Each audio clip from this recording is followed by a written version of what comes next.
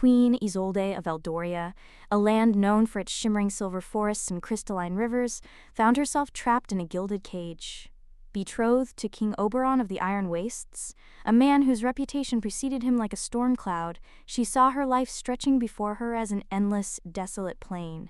Oberon was a ruthless warlord, his heart as cold and unforgiving as the iron ore that fueled his kingdom's war machine. Isolde, however, valued diplomacy, knowledge, and the subtle art of governance. Her escape was as impulsive as it was desperate. Under the pretense of a solitary ride through the whispering woods bordering the capital, she switched horses with a stable boy she trusted implicitly, leaving a note explaining her actions and entrusting him with its delivery to her loyal advisor, Lord Alaric. She rode for days, guided only by the North Star and a stubborn refusal to succumb to despair. Her journey led her through treacherous mountain passes, across windswept plains, and finally to a valley shrouded in perpetual mist. Drachenfels was unlike anything Isolde had ever seen. Its obsidian walls, etched with runes that pulsed with an inner light, seemed to absorb the surrounding gloom. The castle itself appeared to be built on a massive, gear-like structure, its foundations interwoven with the very earth beneath it. As Isolde approached, the ground began to tremble. The castle stirred, its gears grinding with a sound like the groaning of ancient giants, and a section of the wall swung open, revealing a drawbridge that lowered with surprising grace. Inside, Drachenfels was a labyrinth of winding corridors, echoing chambers, and libraries filled with tomes that seemed to breathe with forgotten knowledge. The castle was inhabited, though sparsely. Isolde was greeted by a stern but kind woman named Elara, who introduced herself as the Castellan Elara. With her silver hair pulled back in a tight bun and her piercing blue eyes, was a figure of quiet authority. She explained that Drachenfels was an ancient construct, built by a long-vanished civilization known as the Artificers, and that its purpose was to safeguard knowledge and maintain balance. Isolde, initially skeptical, found herself increasingly drawn to Drachenfels' secrets. She spent her days exploring the libraries, deciphering the Artificers' intricate schematics, and learning about their mastery of arcane technology. She discovered that the Artificers had not simply vanished, but had been forced into hiding, victims of a great betrayal by their own creation. The Guardians. The Guardians were initially designed to protect the Artificers' knowledge from falling into the wrong hands, but they had become corrupted, driven by a fanatical belief in order and control. Drachenfels, Elara revealed, was the last bastion of Artificer knowledge, constantly evading the Guardian's watchful eyes. As Isolde delved deeper into the castle's secrets, she began to suspect that her arrival was not mere coincidence. The algorithm that guided Drachenfels was far more sophisticated than Elara had initially suggested. It seemed to respond to Isolde's own inherent abilities. Her intelligence, her compassion, and her unwavering belief in diplomacy. The castle, in a way, had chosen her. Inside, she found a device of intricate clockwork and glowing crystals, a device that hummed with latent power. Elara identified it as the Nexus Engine, a tool capable of influencing the very fabric of reality. The Artificers had intended to use it to restore balance to the world, but the Guardians had seized it before they could complete their work. Elara believed that Oberon, Isolde's betrothed, was secretly working with the Guardians, using his military might to further their agenda. His marriage to Isolde was not merely a political alliance. Oberon's thirst for power was far more dangerous than she had ever imagined. She realized that she couldn't simply hide in Drachenfels. She had a duty to protect Eldoria and the world from the Guardians' tyranny. But she couldn't face Oberon alone. She needed allies, and she needed a plan. She began to rally the remaining inhabitants of Drachenfels. Elara, fiercely loyal to the Artificer's legacy, pledged her support.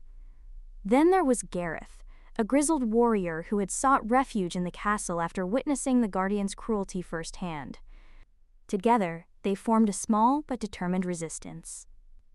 Isolde decided to use the Nexus Engine to subtly influence events, to sow discord within the Guardians' ranks, and to expose Oberon's treachery.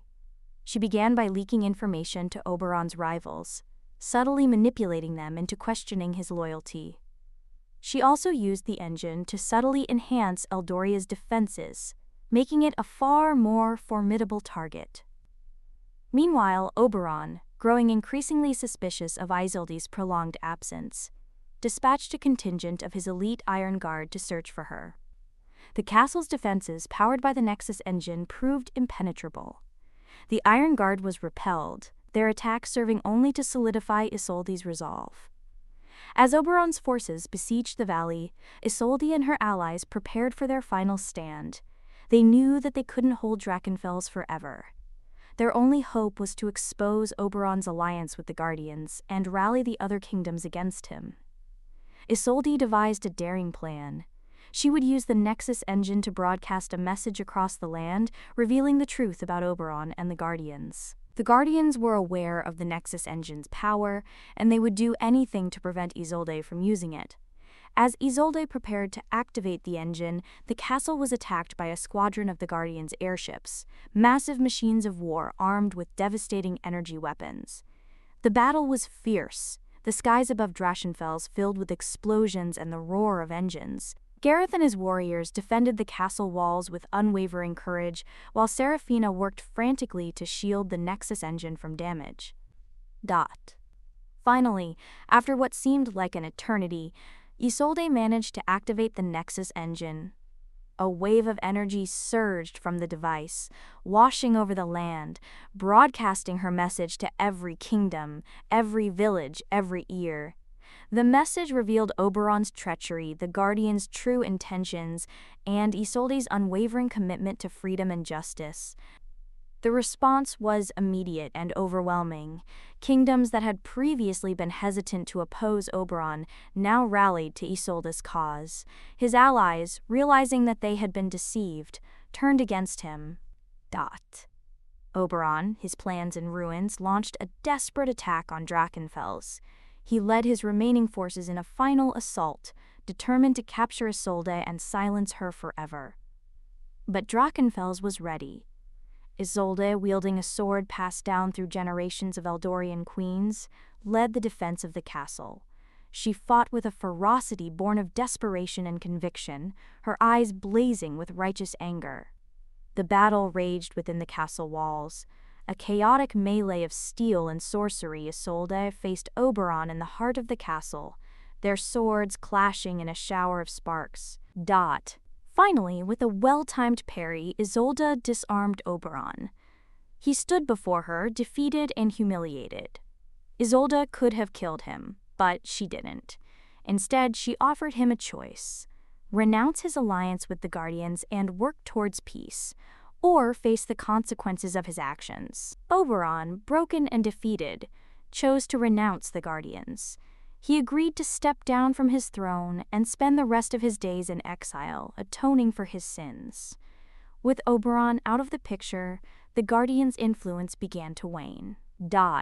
Isolde, no longer the reluctant queen trying to escape an arranged marriage, became a symbol of hope for the world. She established a new era of peace and prosperity, fostering diplomacy and collaboration between the kingdoms. She never forgot the lessons she learned in Drachenfels, and she continued to protect the Artificer's legacy, ensuring that their knowledge would never again be used for evil.